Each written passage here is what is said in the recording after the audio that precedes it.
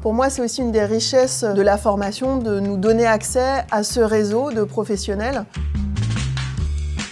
Je suis Camille Audier, je travaille chez Allianz et je suis en charge des produits professionnels et standards MidCorp pour la partie assurance de biens de responsabilité.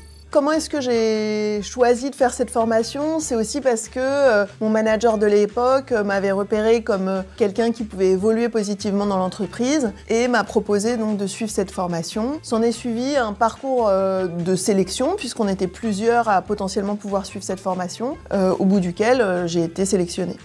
Moi, ce qui m'a intéressée dans la formation du certificat d'expertise actuarielle, c'est la compréhension des mécanismes de l'assurance, comment est-ce qu'on pouvait modéliser les risques. Et deuxièmement, c'était aussi important pour ma carrière, étant donné que c'est quand même un signal d'ambition dans une entreprise. C'est aussi une belle carte de visite sur un CV.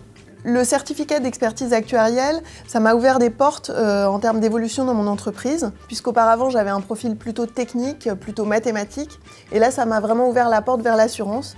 Et c'est pour ça qu'aujourd'hui j'ai le poste de responsable marché professionnel et produit standard MidCorp pour la partie assurance de biens de responsabilité.